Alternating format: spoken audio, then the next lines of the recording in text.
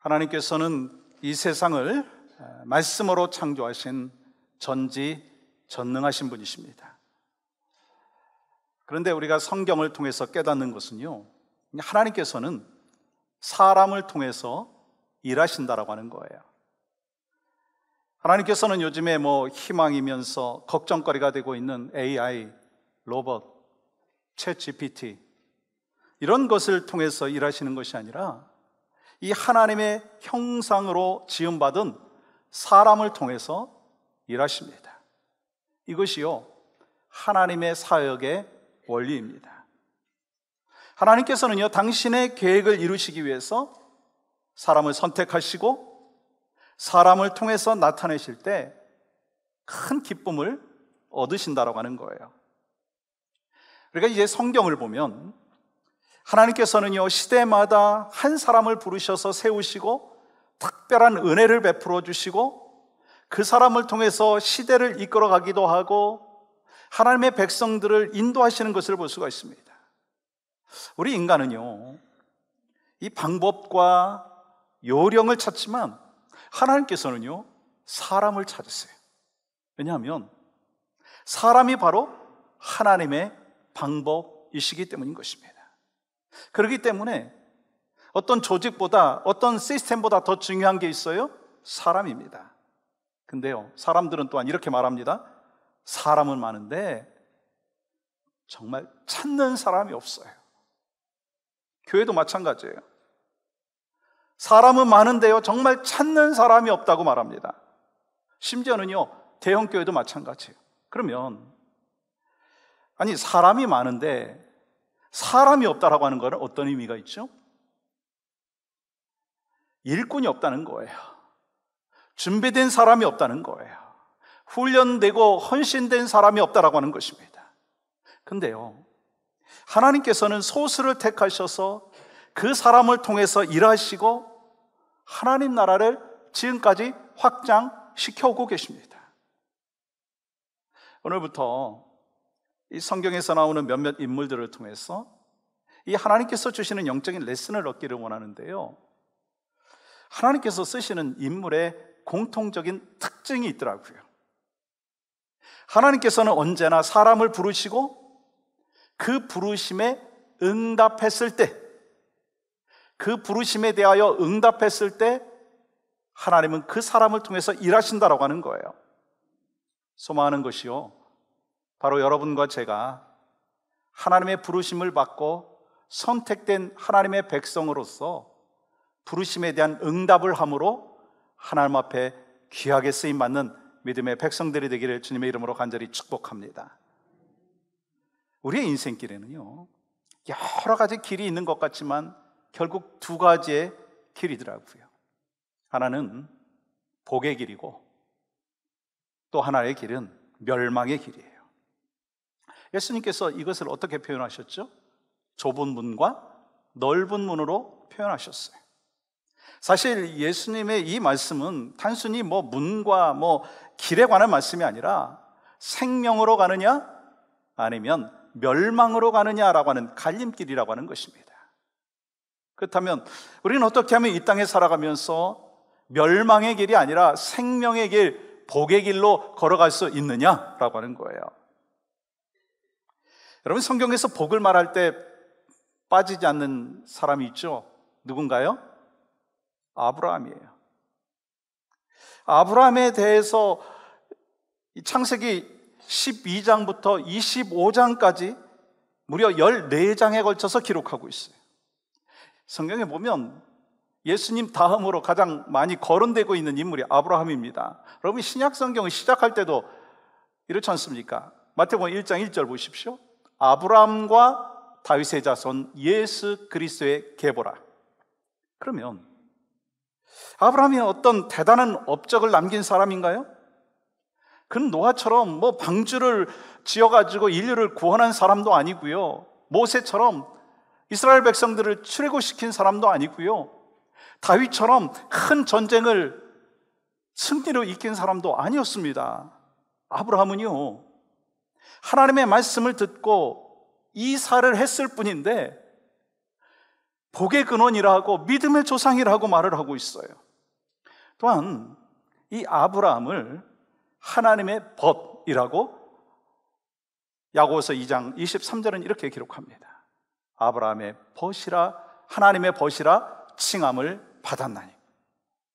여러분, 그러면 성경에서 아브라함이 이렇게 중요하게 여겨진 이유가 무엇인가 라고 하는 거예요. 여러분, 오늘 본문에는요 거기에 대한 해답을 주고 있어요. 오늘 본문은 하나님이 최초로 아브라함을 부르시는 장면이 기록되어 있습니다. 근데 우리가 여기서 주목해 보아야 될 것이 있습니다. 하나님께서는 아브라함에게 복을 주시는 과정에서 하나님께서 모든 주도권을 갖고 계셨다라고 하는 것입니다. 어느 날 하나님께서 아브라함에게 나타나셔서 복을 주시겠다고 말씀하십니다. 그런데요, 아브라함의 삶이 의로워서 그런 건가요? 다른 집안보다 하나님을 더 사랑하기 때문도 아니었습니다. 아브라함은요 아버지 데라와 함께 이방신을 섬기고 있었습니다. 그런데 하나님께서 복을 주시겠다라고 하는 거예요. 전혀 받을 자격이 없는데 부어주시는 복을 뭐라고 얘기합니까? 우리는 그것을 은혜라고 합니다. 근데요, 우리의 부르심도 마찬가지예요. 우리가 하나님을 택한 것이 아니고 우리가 다른 사람보다 착해서 택함 받은 것도 아니라고 하는 거예요. 하나님의 은혜로 여러분과 제가 택함 받은 줄 믿습니다. 우리가 아직 죄인 되었을 때 예수 그리스도께서 우리를 위하여 죽으셨습니다. 아무 자격도 없고 선한 마음도 없는데 하나님께서 어느 날 갑자기 찾아오셔서 여러분과 저에게 복을 주셨다라고 하는 사실입니다. 하나님께서는 아브라함을 은혜로 택하시고 복을 약속해 주셨어요. 2절 말씀 보세요. 내가 너로 큰 민족을 이루고 내게 복을 주어 내 이름을 창대하게 하리니 너는 복이 될지라. 복이 될지라. 그리고 그 복이 무엇인지를 말씀을 하는데요, 여러분 3절의 말씀은 우리가 같이 한번 읽어볼까요? 시작.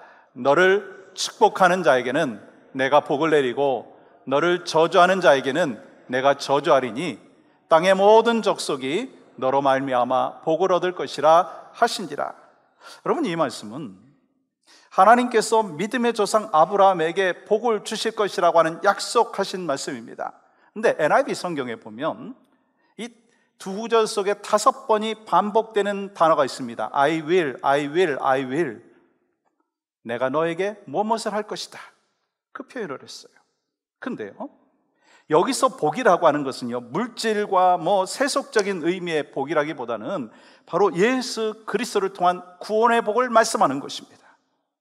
그래서 아브라함이 복덩어리였을 뿐만 아니라 아브라함을 통해서 이스라엘 백성들이 구원을 얻고 이방인들이 구원의 복을 얻게 된다라고 하는 말씀을 하고 있는 거예요.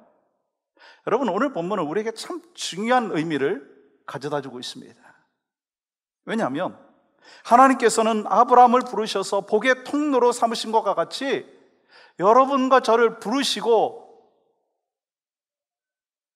마찬가지로 우리를 복의 통로로 허락하여 주셨다라고 하는 것입니다. 그러니까 오늘 말씀은 단순히 과거에 일어났던 아브라함의 일이라고 생각하지 말아야 된다는 거예요. 오늘 우리에게 주시는 말씀이고 여러분과 제가 섬기고 있는 우리 교회에게 주시는 말씀이라고 하는 거예요.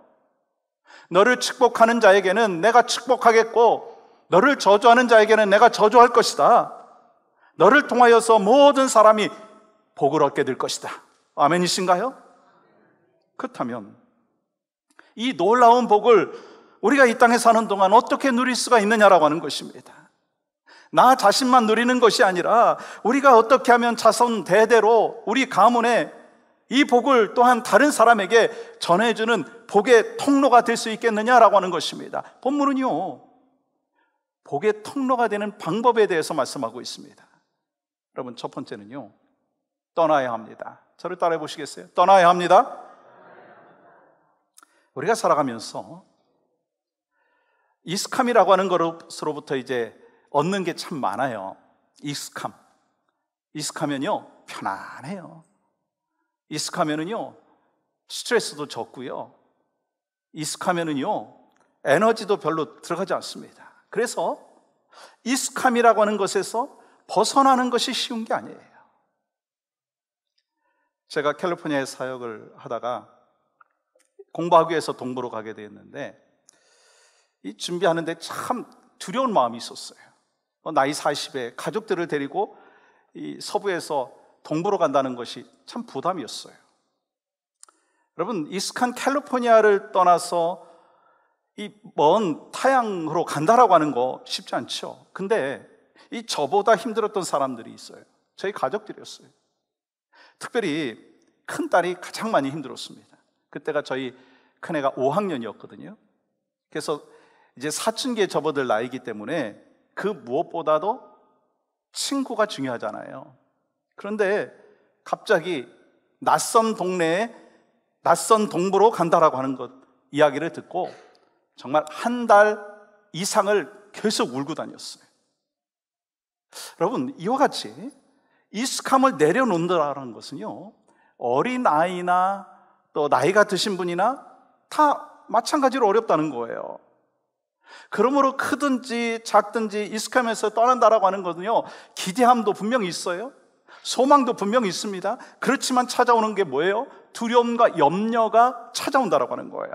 그런데 하나님께서 아브라함에게 익숙함에서 떠나라 말씀하시는 거예요. 여러분 1절 말씀 보세요. 여호와께서 아브라함에게 이르시되 너는 너의 고향과 친척과 아버지의 집을 떠나 내가 네게 보여줄 땅으로 가라. 너의 고향과 친척과 아버지의 집을 떠나 내가 너에게 지시할 땅으로 가라. 여러분, 하나님의 명령은 참 소중하지만 여러분 쉽지 않은 것이었습니다. 우리가 이민 생활하고 있기 때문에 이 아버지의 집, 이 고향을 떠난다라고 하는 것이요, 무슨 의미인지 너무나 잘 알고 있습니다. 아브라함은 지금 떠날 상황이 아니었어요. 왜냐하면 나이가 많이 들수록 고향으로부터 떠난다라고 하는 것은요, 쉽지 않습니다. 나이가 들면 고향으로 돌아가는 것이 인간의 본능이에요. 여러분, 수구초심이라고 하는 말 아십니까? 의미가 뭐냐면 여우도 죽을 때가 되면 고향을 향해서 머리를 둔다는 거예요. 여러분, 아브라함의 지금 내적인 상황과 외적인 상황이 마찬가지였습니다. 그러면 여기서 떠나라고 하는 것은 오늘날 우리에게 어떤 의미가 있느냐라고 하는 것입니다. 떠나라 말씀하시는데 이 떠나라고 하는 의미가 어떤 의미가 있느냐는 거예요. 하나님을 따르기 위해서 우리가 살고 있는 이 지역을 떠나서 다른 곳으로 이사를 가야 된다? 그 말인가요? 아니, 직장을 다 버려야 된다는 그 말인가요? 부모와 형제를 다 포기해야 된다는 말인가요? 아니에요. 성경에 보면은요, 떠나라고 하는 말이요 514번 나옵니다. 떠나라고 하는 말은요 어떤 의미가 있느냐면 분리, 성별, 구별이라고 하는 거예요. 다시 말하면 이제까지 삶의 방식에서 떠나서 새로운 삶의 방식으로 살아가라, 하나님의 초청인 거예요. 나 중심적인 삶이 아니라 하나님 중심적인 삶으로 변화되라 하시는 하나님의 명령인 것입니다. 다시 말하면 우리가 떠나야 될 것은요 옛 습관이고요 옛사람의 모습인 것입니다. 그래서 에베소서 4장 22절은 이렇게 말씀합니다. 너희는 유혹의 욕심을 따라 썩어져가는 구습을 따르는 옛사람을 벗어버리고, 옛사람을 벗어버려라. 또한 로마서 12장 2절 말씀 보시면 너희는 이 세대를 본받지 말고 세상을 따라가지 말라, 마음을 새롭게 함으로 변화를 받으라는 거예요. 그러면 왜 하나님께서는요 이 아브라함에게 갈대아 우르를 떠나라 말씀을 하셨을까라고 하는 거예요. 여러분, 아브라함에게 있어서 그곳이요 하나님을 섬기기에 합당하지 않았기 때문에 떠나라 말씀하신 거예요. 그러니까 여러분, 신앙생활이 무엇인가? 끊임없이 떠나는 것이 신앙생활이다라고 이야기할 수 있습니다. 신앙생활은요, 소유와 집착에서부터 떠나는 것이고요, 죄에서부터 떠나는 것이 신앙생활이고요, 음란에서부터 떠나는 것이고, 정욕에서부터 떠나는 것이고, 거짓에서부터 떠나는 것이 신앙생활입니다. 이게 신앙의 길이에요. 그러므로 우리는요, 아무리 살기 좋고 편안하고 만족한 생활을 하고 있다 한다 할지라도 하나님을 섬기는 데 방해가 된다면 그 생활을요 버려야 된다는 거예요. 그곳을 떠나야 된다라고 하는 거예요. 과거에서 떠나야 되고요, 죄악에서부터 떠나야 되고, 세상 속에서 떠나야 된다라고 하는 거예요. 사도 바울 역시 예수 믿고 난 후에 익숙한 삶, 자신의 가치와 자신의 기준에서 떠나는 삶을 살았어요. 사도 바울은 매우 전통적인 이스라엘 민족이었고, 베냐민 지파였고, 히브리인 중에 히브리인이었습니다. 율법의 의로는요 흠이 없는 사람이었습니다. 근데 열심으로는요 교회를 핍박하는 사람이었습니다. 그러나 예수 그리스도를 만나고 난 뒤에 어떻게 바뀌었어요? 그동안 자신에게 유익하다라고 생각했던 것들, 모든 것을 예수 그리스도를 위하여 다 해로 여기고 배설물로 여겼어요. 그동안 자신에게 익숙했던 모든 것을 과감하게 떨쳐버렸다라고 하는 거예요. 아브라함과 같이 육적으로, 영적으로 고향과 친척과 아버지의 집을 떠났다라고 하는 거예요. 우리도 마찬가지예요. 우리가 예수님을 믿고 신앙생활할 때는요 그동안 익숙했던 것에서 떠나야 합니다. 그동안 나에게 유익했다라고 생각했던 모든 것을 예수 그리스도를 위하여 다 해로 여기고 배설물로 여기는 그 헌신과 결단과 떠남이 있어야 된다는 거예요. 왜냐하면 우리가 살고 있는 이 세상은 아브라함이 하나님의 부르심을 받았을 때와 마찬가지예요.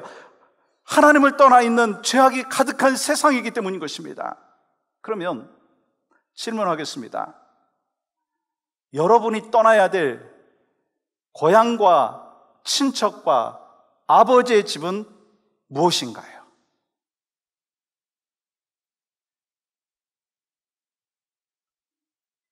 하나님이 없이 이 세상의 가치와 기준으로 혹시 살고 있다면 그것을 떠나야 되는 거 아닙니까? 그것은 과감히 내려놓고 과감하게 떨쳐버려야 되는 것 아닙니까? 그래야지 하나님의 은혜와 복을 누릴 수가 있다는 거예요. 여러분, 그렇기 때문에 여러분에게 하나님의 뜻에 합당하지 않은 습관이 있으면요, 불평하는 습관이 있으면요, 하나님을 섬기는 데 방해가 되는 옛 생활이 있다면요, 매 순간마다 매일매일 떠나야 한다는 거예요. 그것을 벗어버리고 떠나야 합니다. 그런데요, 우리 힘으로 불가능해요. 결단은 많이 하지만 우리 힘으로 불가능해요. 어떻게 해야 되겠어요?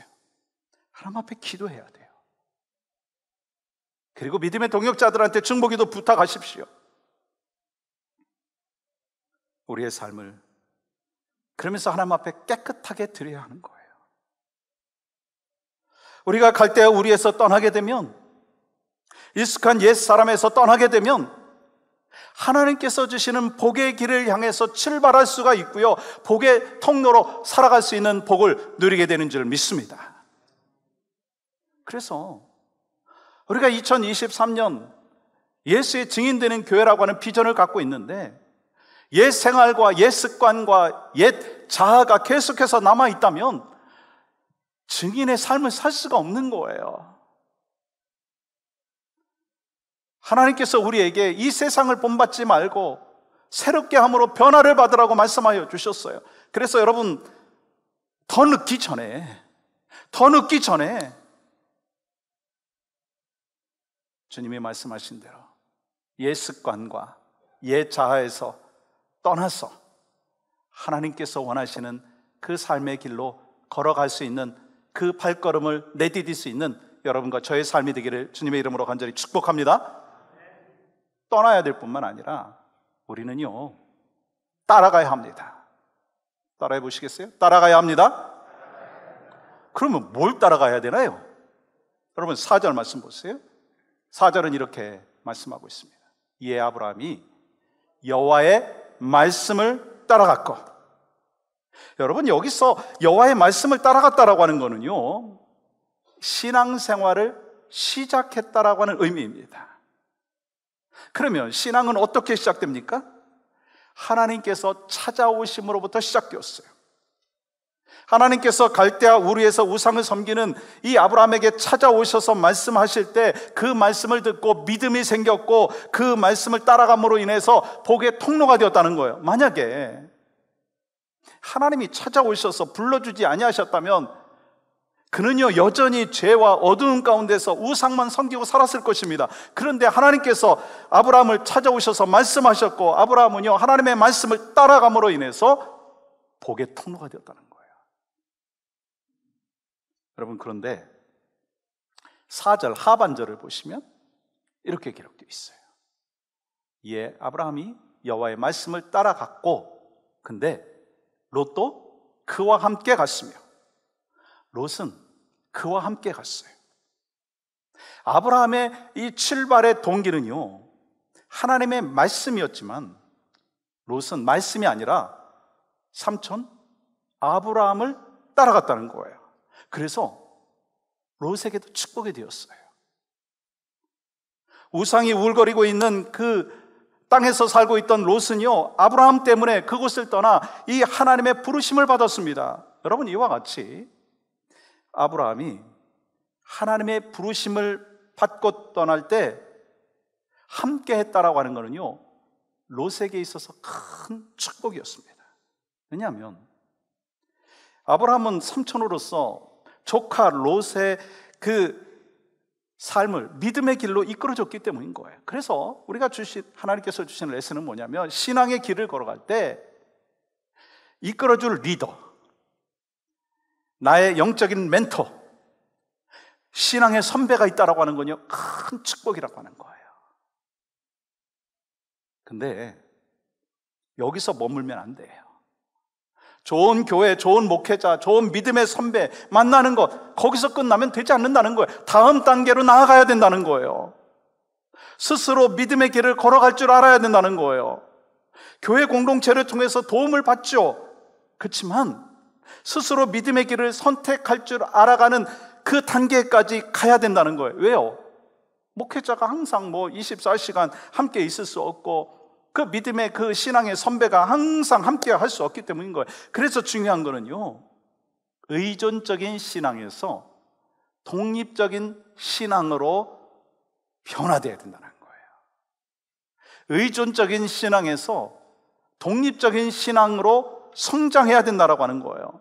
여러분, 롯이 아브라함과 함께 있을 때는요 아무 문제가 없었어요. 왜냐하면 아브라함만 쫓아가면 되었기 때문인 것입니다. 근데 문제가 터졌어요. 롯이 아브라함과 결별하면서부터 문제가 시작되었습니다. 창세기 13장의 말씀에 보면 아브라함과 롯은요 목초지 문제로 인해 가지고 각자의 길을 걷기 시작했습니다. 그때부터 롯은요 내리막길을 달려가고 빠른 속도로 세속화의 길을 걷기 시작했어요. 다시 말하면 아브라함을 떠나는 순간 롯은 세상의 그 문화 속으로 급속하게 빠져들어갔다고 하는 거예요. 왜요? 아직 롯은 분별력이 없었어요. 영적으로 그만큼 성장하지 못했습니다.